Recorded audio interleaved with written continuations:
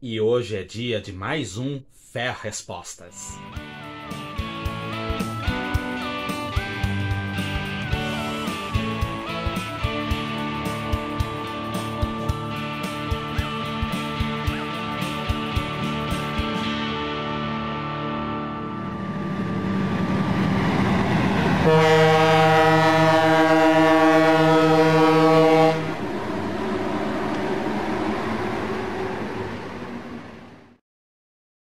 E aí pessoal, tudo bem? Antes de mais nada, considere se inscrever no canal se você ainda não é inscrito, ativar o sininho das notificações e se gostar deste vídeo, deixe seu like, pois isso fortalece bastante nossas atividades. Lembrando, nós temos vídeos novos todos os domingos às 17 horas e às vezes de quarta-feira também. Hoje nós vamos para mais uma edição de nosso Ferro Respostas, vídeo onde eu esclareço as dúvidas deixadas por nossos amigos inscritos e membros aqui nos comentários. Então, se você tem alguma dúvida sobre ferrovias, deixe aqui nos comentários que eu posso estar selecionando para um futuro vídeo. Moisés Guimarães Júnior. Fala, Jonta, sou o Moisés da cidade de Lins, tudo bem? Parabéns pelo trabalho. No estado do Paraná, antigamente, existiam composições de G22U e G12 com slugs. Como essas slugs funcionavam? Moisés, o uso de locomotivas slug não era exclusividade do estado do Paraná. Houveram testes também em Minas Gerais. E, inclusive, a Vale utiliza uma slug cativa no porto de Vitória, na verdade no porto de Tubarão, para manobras das grandes composições de minério naquele porto. E também existem em outros países. Como que funciona o slug? Bom, aqui eu vou falar de uma forma bem simples, não vai ser nada técnico. A slug geralmente era uma locomotiva normal que, por alguma razão, acidente ou velhice, teve seu motor a diesel retirado. Entretanto, os motores de tração, que são elétricos e que são individuais para cada eixo, foram mantidos. Esses motores elétricos de tração são os responsáveis por girar a engrenagem motriz de cada eixo, que fazem com que o eixo gire e a locomotiva ande. No caso do slug, ele sempre vai acoplado junto com uma locomotiva normal, ou duas locomotivas normais, uma em cada ponta. Por quê? Essas locomotivas normais em cada ponta têm seu motor diesel que gira, faz o dínamo funcionar, gerando a eletricidade para os motores de tração delas próprias. E transfere parte da energia por cabos para os motores de tração da locomotiva central sem motor. Esse sistema permite que 3 locomotivas operem com apenas 2 motores diesel, ou seja, há uma economia de combustível e de equipamentos de motores diesel. Além de produzir uma grande força de tração nas locomotivas em baixa velocidade, ou seja, essas 3 locomotivas conseguem puxar trens muito mais pesados, mas em baixas velocidades. Acima de 40 km por hora, elas já não têm nenhuma vantagem em relação a locomotivas normais.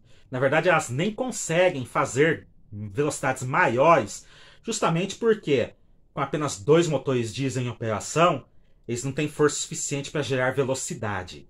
Então, os conjuntos slug são bons para linhas que não exigem velocidade, mas que exigem, às vezes, trens longos e em baixa velocidade, e que locomotivas podem então tracionar com mais facilidade. Só que daí entra um problema.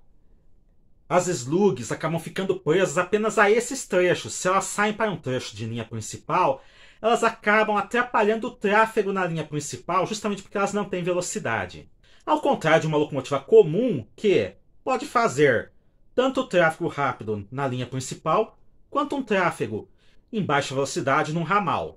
Além disso, as slugs acabam dando muitos problemas elétricos. Afinal, você está forçando as locomotivas ao máximo. Então, quando a Rumo assumiu as operações da LL em 2015, uma das primeiras atitudes dela foi realmente acabar com o uso dos slugs, preferindo voltar ao uso das locomotivas tradicionais. A FCA testou locomotivas slug também. No caso, as MX 620 e as GE U20C, mas apenas para testes, um conjunto de cada, e não aprovou o uso após alguns meses.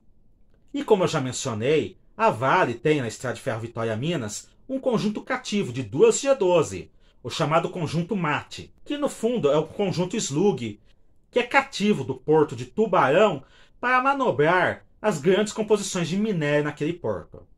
Eu espero ter esclarecido sua dúvida, meu amigo. Muito obrigado por sua participação.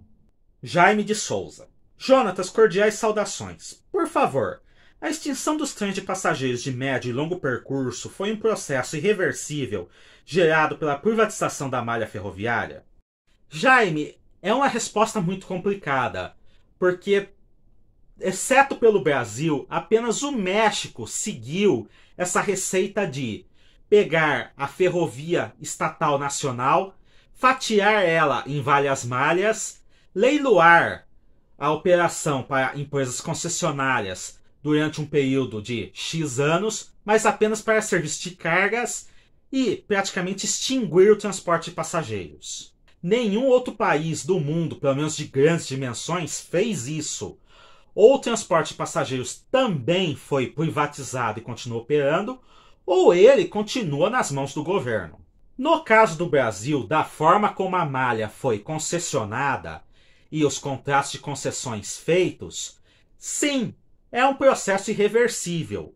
Nós não vamos ver mais trens de passageiros como nós víamos antigamente, uma locomotiva elétrica ou diesel e 4, 5 carros de passageiros tracionando por uma mesma linha de um trem de carga, exceto no caso das linhas da Vale.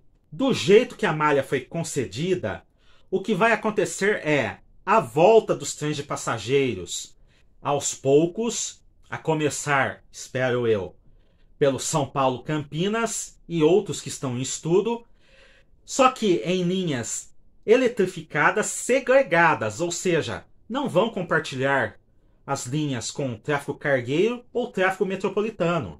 E vão ser trens parecidos, por exemplo, com os da Brooklyn. Ou seja, trens unidades diesel. Voltando para algo que era, por exemplo, o Ouro Branco da Sorocabana ou o Cometa, Estrela e Planeta da São Paulo Railway. É lógico, com maior capacidade e muito mais modernos. E não vai ser um processo fácil. Até porque construir linhas de passageiros segregadas é caro. E o nosso país, vamos dizer assim, já faz algumas décadas que não vive uma situação econômica boa. Foi há 84 anos. Então sim, aqueles trens de passageiros do passado foram extintos. Foi um processo irreversível. Mas nós ainda podemos tentar sonhar que trens de passageiros voltarão a correr em nosso país. Agora, se vai ser algum tipo de trem de passageiros intercontinental, cortando, por exemplo, de norte a sul do país, ou se vão ser apenas trens mais de caráter regional, aí só o tempo nos dirá. E, sendo bem sincero, muito tempo. Eu espero ter esclarecido sua dúvida, meu amigo. Muito obrigado por sua participação. Lute, fala, meu amigo JJ, uma dúvida que sempre ronda a minha cabeça. É por que locomotivas dieselétricas de mesmo modelo possuem nariz baixo em uma versão e nariz alto em outra? Já procurei os esquemas das locomotivas, os projetos explodidos, cortes, mas nunca consegui compreender o que se aloja ali naquela testa elevada.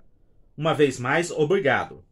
Amigo, no caso das locomotivas com testa alta, existem várias coisas que podem ser alojadas naquele local. Por exemplo, um compressor de vapor a ar quente, sendo que esse ar quente é injetado no sistema de freios para evitar congelamento em países onde fazem muito frio. Ou equipamentos de rádio ou equipamentos eletrônicos. Ou até mesmo equipamentos de ventilação para a própria cabine ou para o motor da locomotiva. Esses equipamentos podem ser instalados no corpo longo da locomotiva, mas quando há a locomotiva com testa alta, existe esse espaço vago e é colocado ali então esse tipo de equipamento para ocupar o espaço. Com certeza existem outros motivos e quem tiver mais informações pode deixar aqui nos comentários que com certeza nosso amigo Lute e outras pessoas interessadas como eu mesmo vai estar lendo. Muito obrigado por sua participação, amigo. E muito obrigado pela participação de todos. Cliquem no gostei, se inscrevam no canal e ativem as notificações para fortalecer nossas atividades e vocês não perderem nenhum novo vídeo. Até a próxima!